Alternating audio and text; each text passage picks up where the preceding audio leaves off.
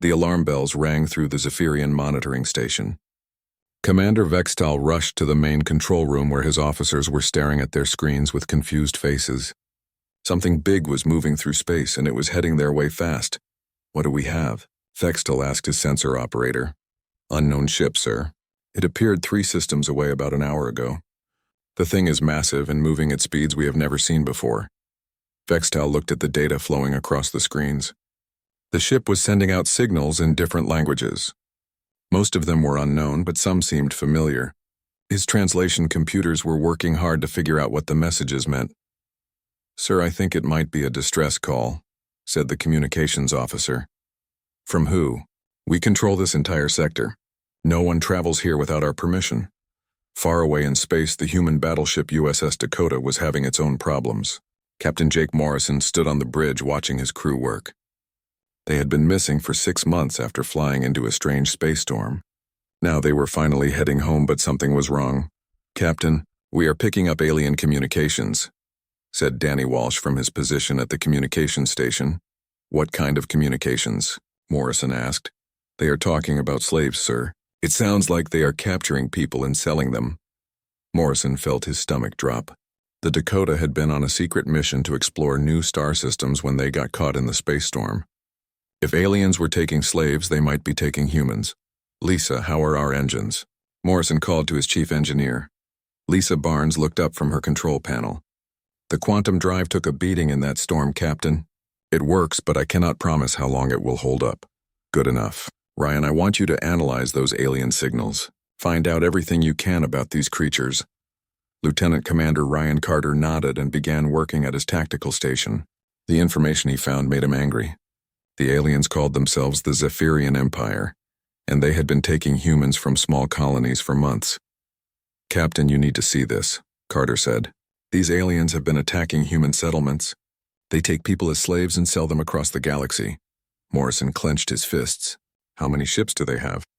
"From what I can tell, sir, they have over 200 ships in this area alone." The bridge went quiet. Everyone knew what those numbers meant. The Dakota was just one ship against an entire alien fleet. But Morrison had made his decision before Carter finished talking. "Amy, plot a course to intercept their main fleet," Morrison ordered his navigator. "Sir, we are seriously outnumbered," Amy Rodriguez said quietly. "I know the numbers, Amy, but those are our people they are taking. We cannot just fly away and pretend this is not happening." Back at the Zephyrian station, Commander Vextal was getting more reports about the strange ship. His computers had finally figured out some of the alien languages. The ship was called USS Dakota, and it belonged to something called humans. "Humans?" Vextal said out loud. "Check our databases. What do we know about this species?" His data officer worked for several minutes before answering. "Very little, sir.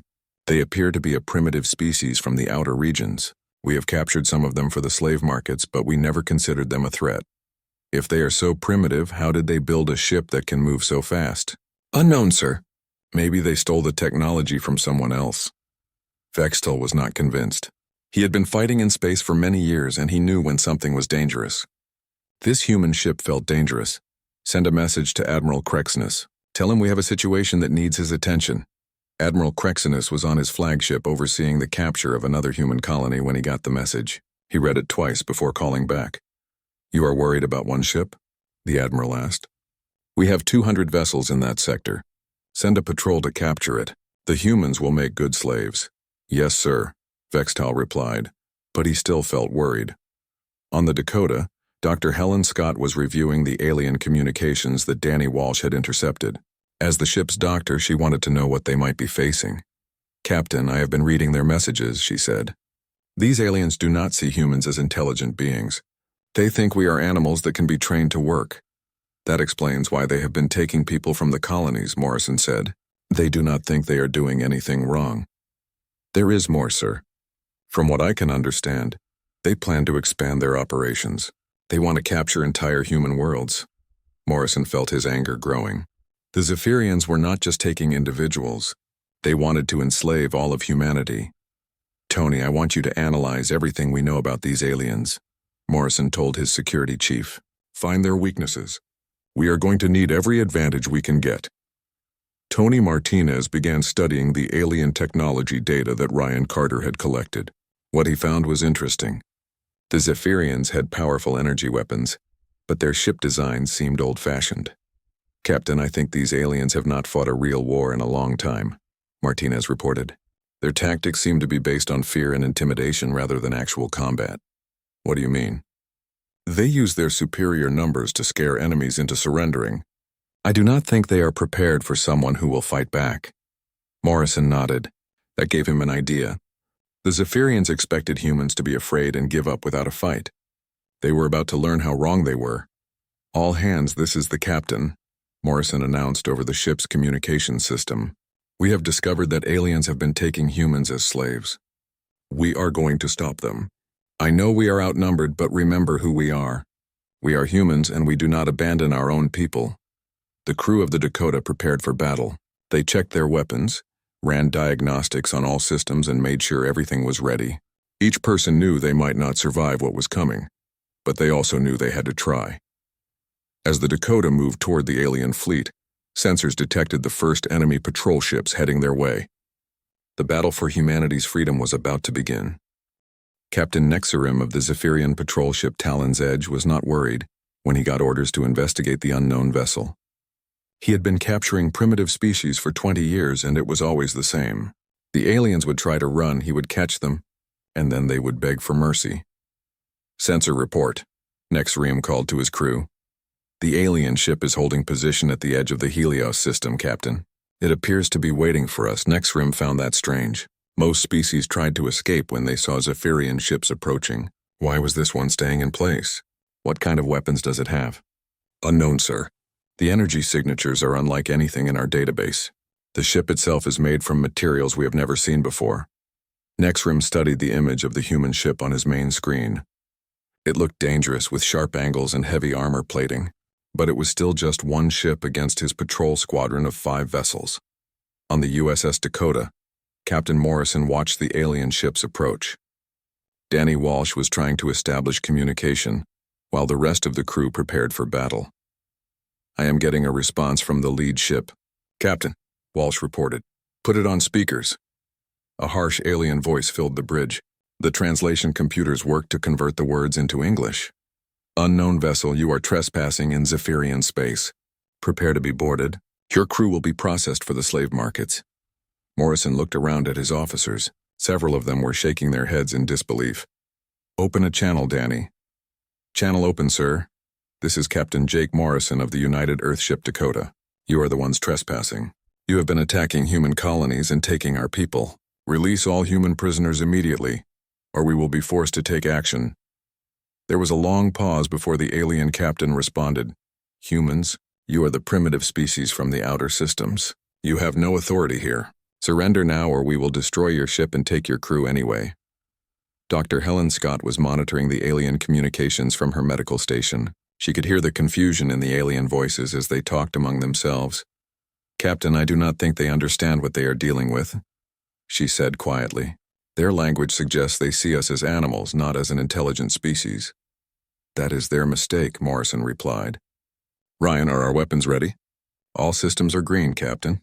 Railguns are loaded and targeting computers are locked on." The alien patrol leader was getting impatient. Captain Nexarim had never had to negotiate with slaves before, and he did not like it. "Fire a warning shot across their bow," he ordered. "Show them what Zephyrian weapons can do."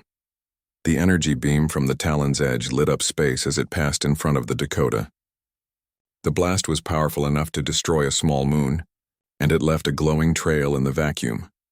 On the Dakota's bridge, Lieutenant Commander Carter watched his instruments as he measured the alien weapon's power. "Impressive energy output, Captain. But their targeting system is slow, and the beam travels in a straight line. Easy to avoid if you know it is coming." "Good to know. Now let us show them what human weapons can do. Fire one railgun, target their main engine." The Dakota's magnetic railgun accelerated a solid metal projectile to incredible speed. There was no energy beam, no glowing trail, just a piece of metal moving faster than anything the Zephyrians had ever seen. Captain Nexarim was looking at his tactical display when his ship suddenly exploded. The metal projectile hit with such force that it punched completely through the Talon's Edge, destroying every system it touched. The ship broke apart in seconds. The other Zephyrian patrol ships watched in shock as their flagship died. None of their sensors had detected the incoming projectile. One moment the Talon's edge was there, the next it was debris floating in space. "Report!" shouted the captain of the second Zephyrian ship. "Unknown, sir. Something hit the Talon's edge, but we did not see any energy discharge from the human ship." "That is impossible. All weapons produce energy signatures." On the Dakota, the crew was quiet as they watched the alien ship break apart. They had destroyed an enemy vessel with one shot, but there was no celebration. Everyone knew this was just the beginning. "Danny, send a message to the remaining alien ships," Morrison ordered. "Channel open, Captain. Attention Zephyrian vessels. That was a demonstration. You have seen what happens when you threaten humans. Leave this system immediately or we will destroy you all." The alien patrol ships did not respond with words. Instead, they opened fire with everything they had. Energy beams filled the space around the Dakota as the Zephyrians tried to overwhelm the human ship with firepower. But the Dakota had been built for war. Its defensive systems tracked every incoming shot and responded automatically. Point defense lasers shot down energy bolts before they could hit the ship. Armor plating absorbed the hits that got through. "Minimal damage, Captain," reported Chief Engineer Lisa Barnes. "Their weapons are powerful but not very accurate. Return fire. Target their weapon systems." The Dakota's railguns fired again, this time multiple shots at different targets. The Zephyrian ships tried to maneuver away from the incoming projectiles, but human targeting computers had already calculated where they would be. 2 more alien ships exploded as metal projectiles tore through their hulls. The remaining vessels tried to retreat, but the Dakota was faster. Security Chief Tony Martinez was studying the wreckage of the destroyed ships through the Dakota's sensors. What he found was very interesting. "Captain, these aliens are not as advanced as they want us to think," he reported. "Their ships use old-style energy shields that are designed to stop other energy weapons. Solid projectiles go right through them. They have never fought anyone who uses kinetic weapons?" "Apparently not, sir. Their entire military doctrine is based on energy warfare. They are completely unprepared for our tactics." The last 2 Zephyrian patrol ships were trying to escape when the Dakota caught up with them. Morrison did not want to destroy them if he did not have to. "Danny, offer them one more chance to surrender." "They are not responding, Captain. They are sending out emergency signals to their main fleet." Morrison made his decision. He could not let the aliens report back about human capabilities. "Not yet. Ryan, finish them." The final 2 alien ships died quickly. Their captains never understood what had killed them. Back at the Zephyrian monitoring station, Commander Vextal received the emergency signals from the patrol ships. Then the signal stopped. "What happened?" he demanded. "Unknown, sir. All 5 ships have gone silent. The last transmission mentioned the human ship firing some kind of unknown weapon." Vextal felt cold fear in his stomach. 5 Zephyrian ships had been destroyed by one primitive human vessel. Admiral Crexinus needed to know about this immediately. On the Dakota, Captain Morrison gathered his senior officers for a meeting. "They know we are here now," he said. "The real battle is about to begin. Are we ready?" "The ship is in good condition, Captain," Barnes reported. "The quantum drive is holding up better than expected. We have plenty of ammunition for the railguns," Carter added. "And our defensive systems performed perfectly," Morrison nodded. The first test was over and humanity had passed. But he knew the Zephyrians would not underestimate them again. The next battle would be much harder. Admiral Crexinus could not believe the report he was reading. 5 patrol ships destroyed by a single human vessel. It was impossible, yet the evidence was right there on his screen. "Get me a full fleet analysis," he ordered his tactical officer. "I want to know everything about this human ship." "Sir, we have very little data. The patrol ships were destroyed too quickly to gather much information. Then we will have to be more careful. Deploy 50 ships in defensive formation around the slave processing station. If this human ship wants to rescue their people, they will have to come through us." Crexinus was confident that 50 ships would be enough. No single vessel, no matter how advanced, could fight 50 Zephyrian warships at the same time. Captain Morrison stood in the Dakota's briefing room looking at a holographic display of the alien fleet. Intelligence Officer Martinez had been analyzing the enemy formations for hours. "They are protecting something," Martinez reported. "Long-range sensors show a large space station surrounded by their ships. The energy signatures suggest it is some kind of processing facility." "Processing for what?" asked Dr. Scott. Based on the communication intercepts, I believe that is where they take captured humans before selling them as slaves. The room went silent. Everyone understood what that meant. Human beings were being held prisoner on that station, probably in terrible conditions. How many people are we talking about? Morrison asked quietly. Unknown, Captain. But based on the size of the facility and the reports of missing colonies, it could be thousands. Morrison felt his anger building again. Thousands of humans being treated like animals by these aliens. He would not let it continue. Lisa, can the quantum drive handle a high-speed attack run? Chief Engineer Barnes checked her instruments. It is risky, Captain. The drive is already damaged, and pushing it too hard could cause a complete failure. But it will work? For a while, yes, sir. That is all we need. Ryan, I want you to plan an attack that takes us straight through their defensive line. We are going to hit them fast and hard before they know what is happening. Lieutenant Commander Carter studied the enemy formation. The Zephyrians had arranged their ships in a standard defensive pattern, but it was designed to stop energy weapons, not kinetic projectiles. Captain, their formation has a weakness. They are spread out to avoid chain reactions from energy weapon hits. But that means there are gaps we can exploit with precise targeting. Show me. Carter highlighted the tactical display, showing how the Dakota could thread its way through the enemy formation while destroying key ships. If we hit their command vessels first, the rest of the fleet will lose coordination. Then we can pick them off one by one. Morrison nodded. It was a good plan, but it depended on everything going perfectly. One mistake and the Dakota would be surrounded and destroyed. Amy, plot the course. Danny, prepare jamming signals to disrupt their communications. Tony, I want boarding parties ready in case we need to take that station by force. Navigator Rodriguez worked quickly to calculate the complex flight path. The Dakota would have to move at maximum speed while making precise course corrections to avoid enemy fire. Course plotted, Captain. But sir, we will be taking fire from multiple directions. Even our point defense systems will be overwhelmed. That is where our fighter drones come in, said Commander Alex Thompson from his position at the flight control station. I can deploy automated fighters to provide cover and attack their smaller ships. Morrison had forgotten about the drone fighters. The Dakota carried 12 advanced combat drones, each controlled by artificial intelligence systems. They were fast, maneuverable, and deadly. Do it. Launch all drones as soon as we enter weapons range. The Zephyrian fleet was waiting when the Dakota appeared on their long-range sensors. Admiral Krexnus watched the human ship approach and felt confident about the outcome. 1 ship against 50, he said to his tactical officer. Even if their weapons are more advanced than ours, they cannot possibly win. Should we offer them a chance to surrender, Admiral? No, they destroyed 5 of our ships. We will capture their crew for interrogation after we disable their vessel. But as the Dakota got closer, Krexnus began to realize something was wrong. The human ship was moving much faster than any vessel should be able to travel in normal space.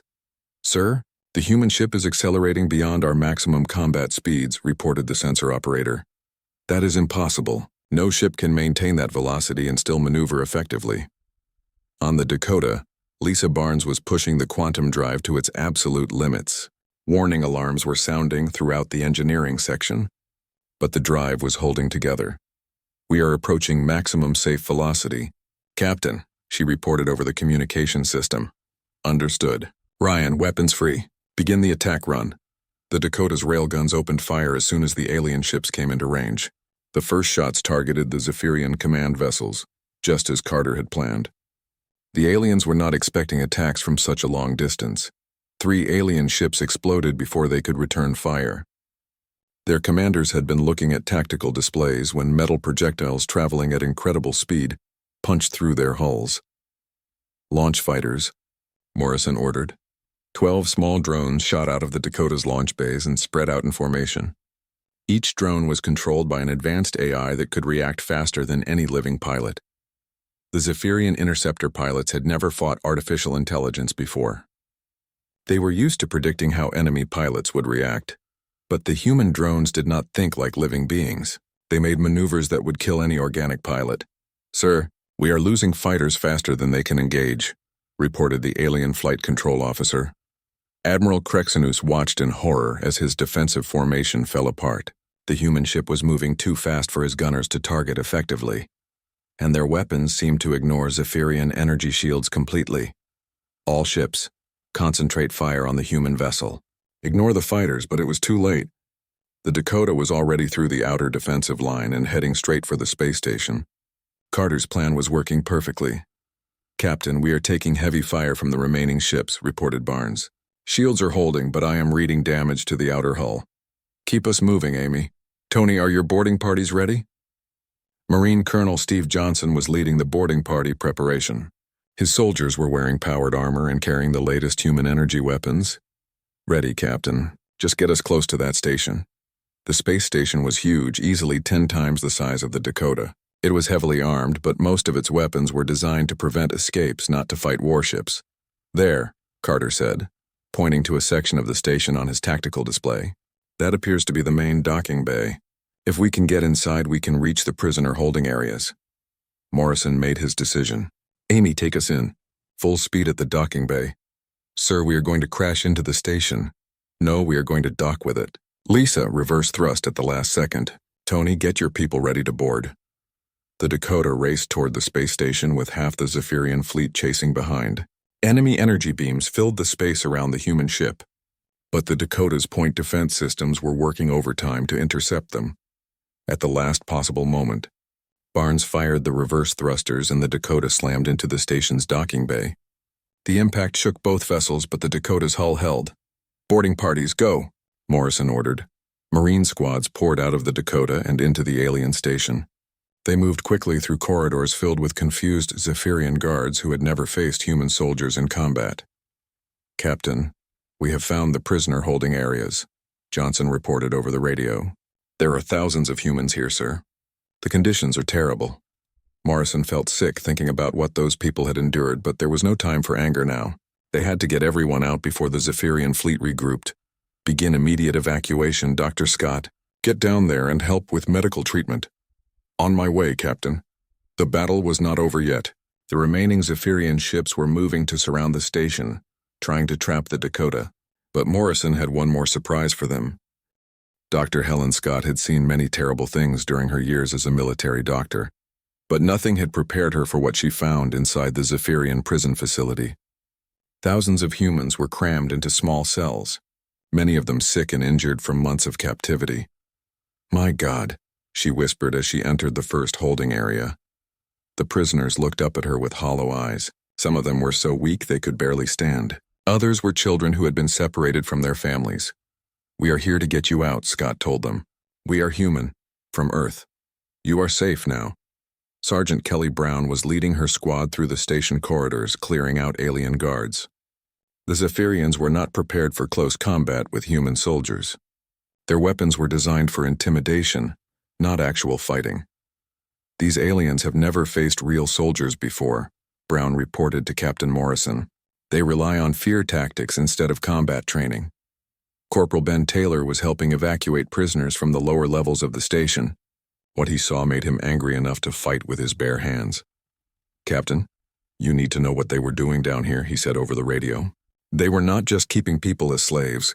They were experimenting on them." Morrison felt his blood boil. The Zephyrians were not just criminals. They were monsters. "Get everyone out, Ben. Every single person." Meanwhile, Lieutenant Commander Carter was analyzing the Zephyrian fleet's movement patterns from the Dakota's bridge. The remaining alien ships were trying to surround the station, but they were making a critical mistake. "Captain, they are bunching up their formation," he reported.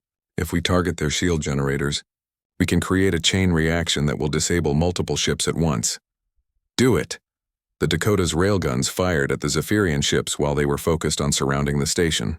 The metal projectiles hit the alien shield generators with perfect accuracy, causing energy feedback that spread from ship to ship. 6 more Zephyrian vessels went dark as their power systems overloaded. The aliens had never encountered weapons that could turn their own technology against them. Chief Engineer Barnes was monitoring the evacuation progress while keeping the Dakota's systems running. The quantum drive was showing signs of serious stress, but it was holding together. "Captain, we have evacuated over 2,000 prisoners so far," she reported. "But the station is bigger than we thought. There might be more people in sections we have not reached yet." Communications Officer Walsh was intercepting Zephyrian transmissions and translating them for the crew. What he heard was very interesting. "Captain, the aliens are panicking," he said.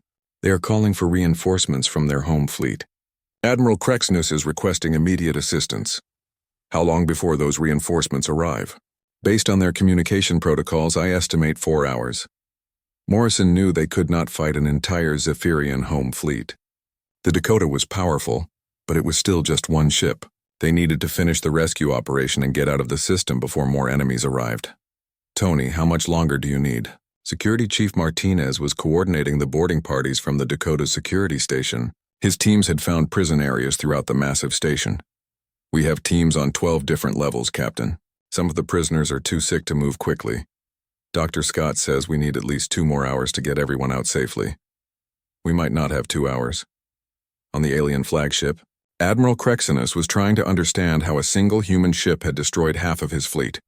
His tactical officers had no answers. Sir, their weapons ignore our shields completely, one officer reported. And their ship moves faster than anything we have ever seen. What about their fighters? Can we at least stop those?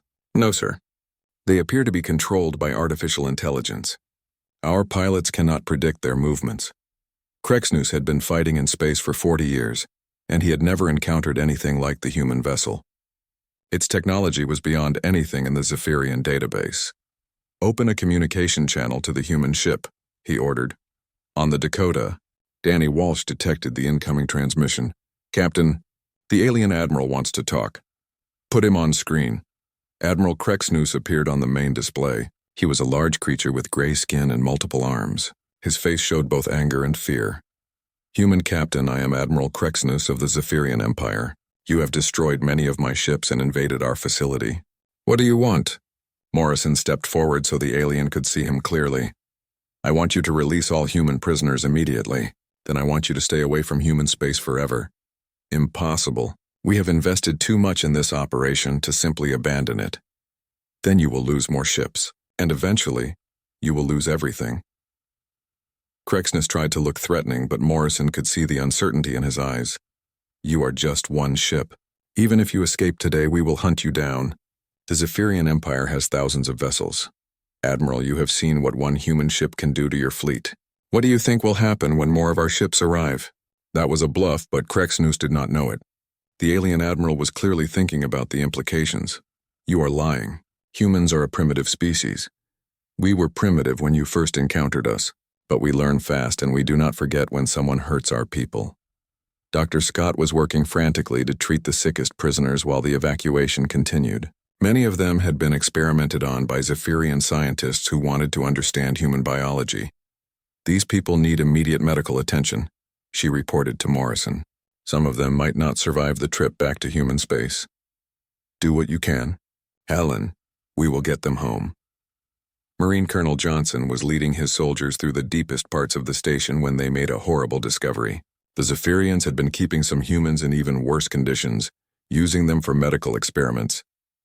Captain, we found something, Johnson reported grimly. They have a laboratory down here. It looks like they were trying to figure out how to make humans more efficient as workers. Morrison closed his eyes for a moment. Every new discovery made him more determined to make the Zephyrians pay for their crimes. Get those people out of there. Steve, all of them. Yes, sir. The evacuation was taking longer than expected, but the Dakota's crew was not giving up. They had found over 3,000 human prisoners so far, and there were still more sections to search. Lieutenant Commander Carter was monitoring the approaching Zephyrian reinforcements on long-range sensors. Captain, I am detecting a large fleet heading this way. At least 500 ships. Morrison felt his stomach drop. 500 ships was more than the Dakota could handle, even with all of its advanced technology. How long do we have? 3 hours, maybe less. The race was on. The Dakota had to finish the rescue operation and escape before the Zephyrian home fleet arrived. Morrison knew that if they were trapped here, not only would the crew of the Dakota die, but all of the rescued prisoners would be recaptured. All teams, increase the pace, he ordered. We are running out of time. The battle for the space station continued as human soldiers fought to rescue their people, while Zephyrian reinforcements raced across the galaxy to stop them. The outcome would determine whether humanity remained free or became slaves to an alien empire that saw them as nothing more than animals to be bought and sold. The evacuation was nearly complete when Admiral Krexinus made one final attempt to negotiate. He opened a direct communication channel to Captain Morrison. and this time his voice sounded different. The arrogance was gone, replaced by something that sounded almost like respect.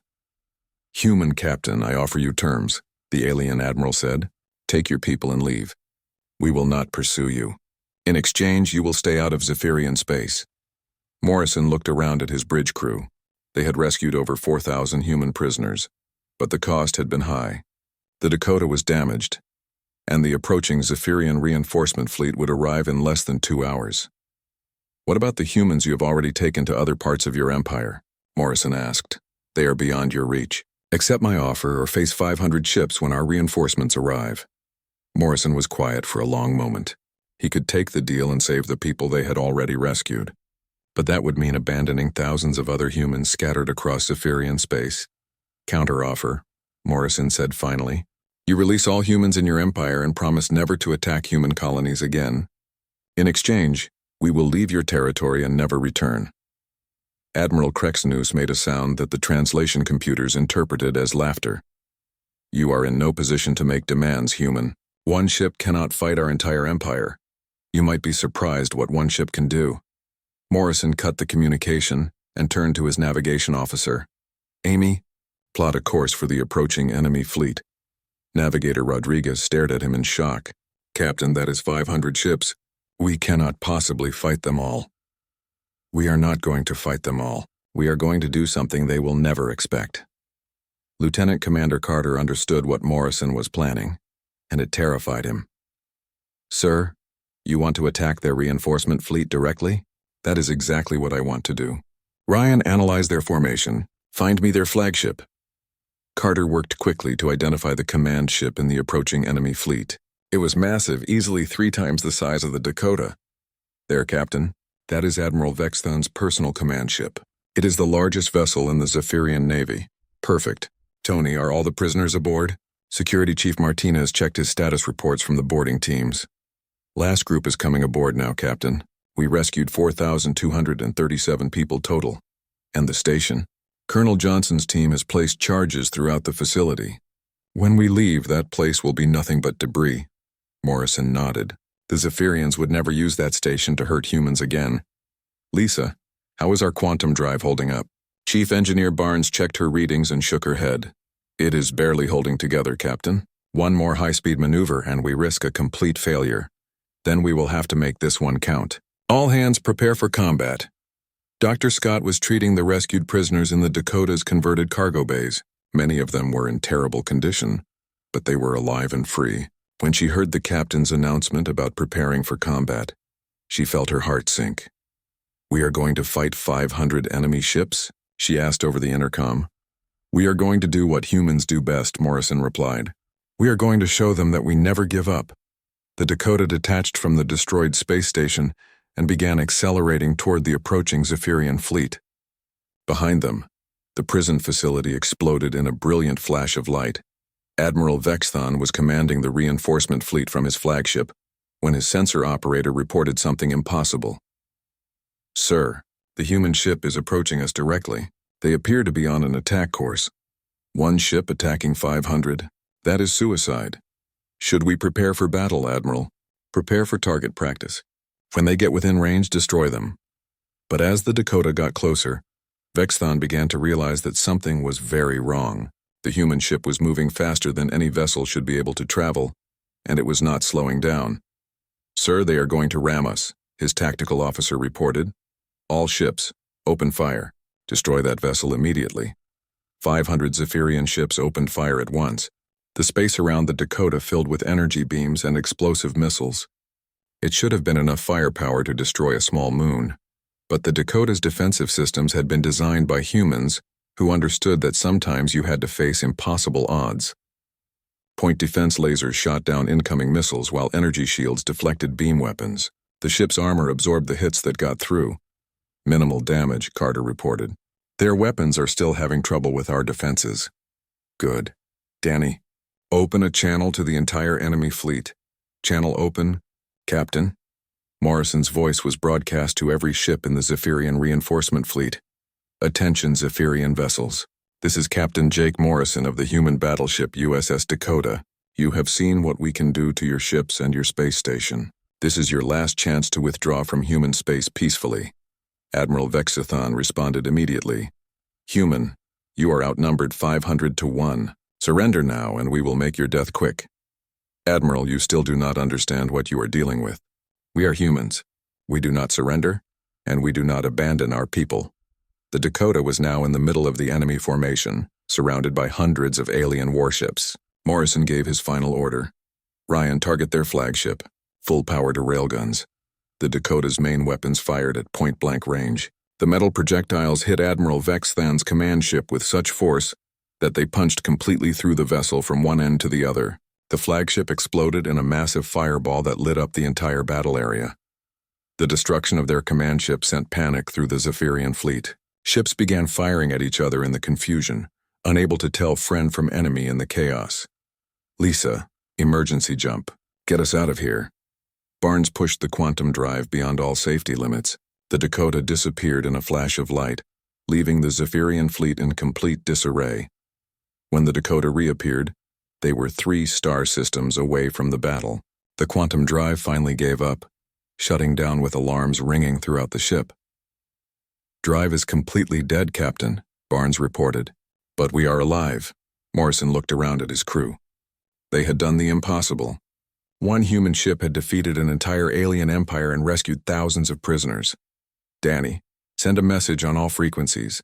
Make sure every species in the galaxy hears this. Ready, Captain. This is Captain Jake Morrison of the human battleship USS Dakota. We have just defeated the Zephyrian Empire's slave operation and rescued over 4,000 human prisoners. Let this be a message to anyone who thinks humans are weak or primitive. We protect our own and we will fight anyone who tries to harm us. To other species who believe in freedom and justice, we offer our friendship. To those who would make slaves of any sentient being, we offer this warning. Stay away from human space. The message was received by hundreds of different alien civilizations across the galaxy. Some dismissed it as impossible. Others began to take a very careful look at this new species that had appeared in their region of space. On distant worlds, alien leaders gathered to discuss what the human victory meant for the balance of power in the galaxy. The Zephyrian Empire had been a major force for centuries, and now it had been crippled by a single ship. The rescued prisoners were taken to the nearest human colony, where they began the long process of recovering from their captivity. Many of them would never fully heal from what they had experienced, but they were free.